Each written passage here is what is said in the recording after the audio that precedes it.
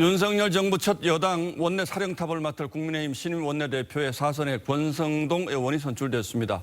여소야대 정국을 어떻게 풀어나갈지 궁금한 게 많아서 오늘 직접 스튜디오로 모셨습니다. 관련해서 얼마 전 선출된 민주당 박홍근 원내대표께도 똑같은 인터뷰 기회를 드리기 위해서 요청해 놓은 상태라는 점 시청자 여러분께 먼저 말씀드리고 인터뷰를 진행하도록 하겠습니다. 자, 어서 오십시오. 예, 반갑습니다. 자, 대선 끝난 지 얼마 되지 않았는데 원내대표 되신 거 먼저 축하드리도록 하겠습니다.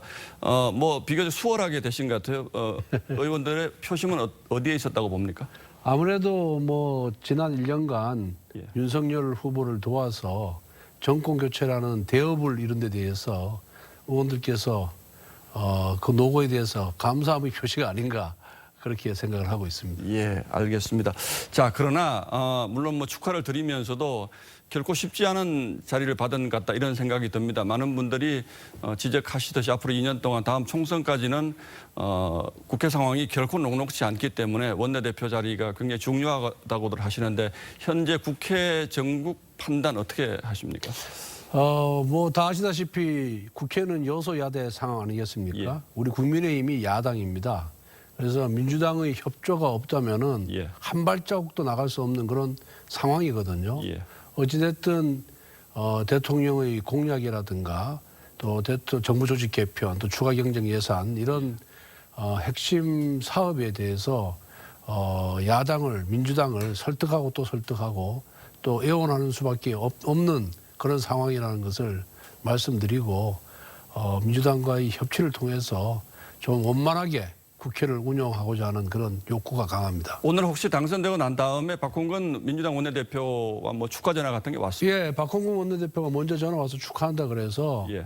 우리가 국회에서는 야당이니까 민주당이 좀 아량을 베풀어 달라. 그거 좀 도와달라. 그리고 새로운 정부가 출범하니까 처음에는 조금 새 정부 하고 싶은 대로 좀 협조를 해줘야 되지 않겠냐.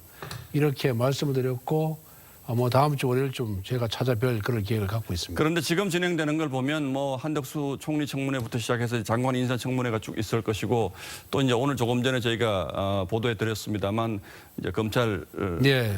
수사권 박탈하는 법안 이런 것들 보면 민주당의 지금 기세가 만만치 않은 것 같은데요. 맞습니다. 어떻습니까? 저도 그래서 취임하자마자 굉장히 어깨가 무거운데요. 예. 민주당도 국민의 눈을 의식할 겁니다. 예. 검수완박, 검찰 수사권을 다 박탈한다 그러는데 그것이 누구를 위한 박탈이겠습니까? 국민을 위한 검찰권, 검찰 수사권 박탈이라 그런다면은 국민들도 박수를 치겠지만은 그것이 이재명 후보 부부라든가 민주당을 위한 검찰 수사권 박탈이라 그런다면은 예. 아마 국민들이 비판에 직면해서 지방선거에서 참패를 면치 못할 겁니다.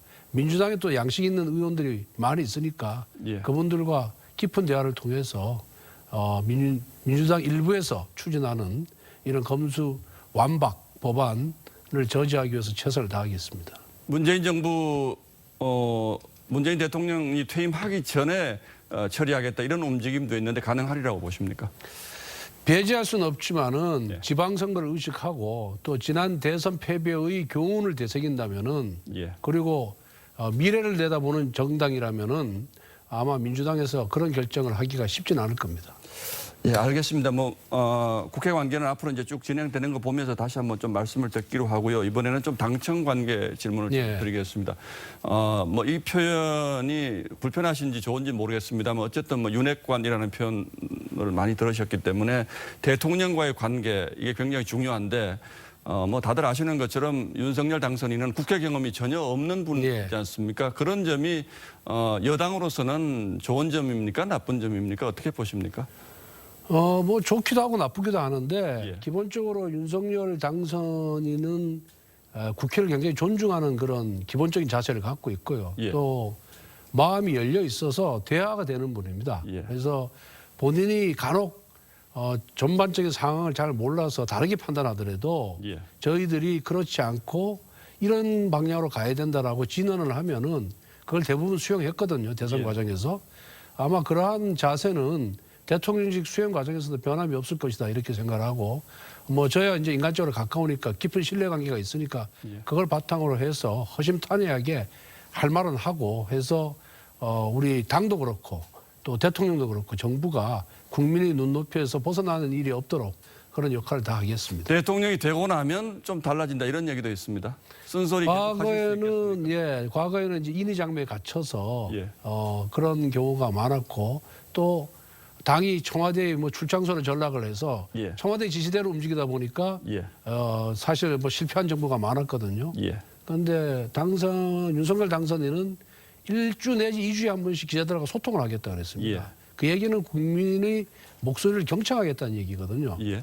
그래서 과거의 대통령과는 다른 대통령의 모습을 보여줄 것이다 이렇게 확신을 하고 있습니다. 자, 지금 청와대에도 어쨌든 이제 대통령 집무실을 용산으로 이전하지 않습니까? 예. 그건 어떻게 보면 대통령으로서의 권위적인 모습을 상당히 내려놓겠다 이제 이런 뜻으로 보이는데 그렇게 되면 물론 국민의 입장에서는 장점이 있습니다만 여권의 입장에서는 좀 뭔가를 강하게 추진하기는 좀 어려울 수도 있다. 특히 이런 여소야대 국면에서 청와대가 어떤 주도권을 상당 부분 포기하면 좀 어려울 수도 있다. 이런 얘기도 있습니다.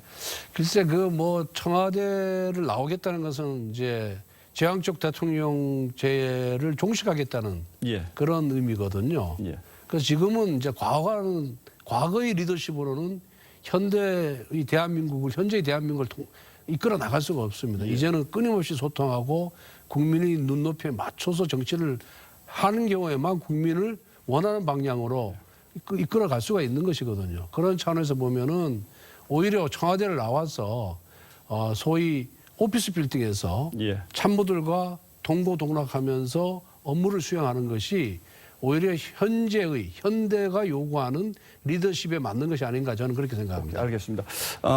물론 개인적인 질문 좀 드리겠습니다. 뭐 원내대표가 되셨으니까 앞으로 구상이 있겠습니다만 여소야대 압도적인 여소야대 국면이긴 합니다만 개인적으로 이것만큼은 반드시 좀 야당을 설득해서 추진하고 싶은 법안이라든지 이런 게 있습니까? 우선 그 코로나 장기화로 인해서 많은 피해를 입은 예.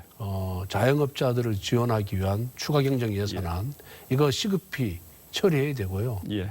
그리고 이 부동산 3법의 폐해로 인해서 예. 부동산 가격 전월세 가격이 폭등을 했거든요. 예. 그리고 재산세도 엄청나게 많이 올라갔습니다. 그래서 이런 부분을 해소하지 않고는 어느 당이든지 간에 국민의 지지를 받기가 어려운 지금 상황입니다. 그래서 이 두 가지는 빠른 시간 내에 해소하고 싶습니다. 공수처는 어떻습니까? 공수처는 민주당이 원한 또 예상한 정도의 그런 수사 능력도 없고 또 수사 의지도 없고 여러 가지 또 편파적인 수사로 인해서 사실 폐지를 하는 것이 맞습니다만은 그 공수처 폐지가 민생과 특별히 그렇게 관련이 없기 때문에 그 우선순위에 두고 싶지는 않습니다. 예, 알겠습니다. 오늘은 당선되신 날이니까 인터뷰는 여기까지 하도록 하겠습니다. 예, 고맙습니다. 예, 감사합니다. 예.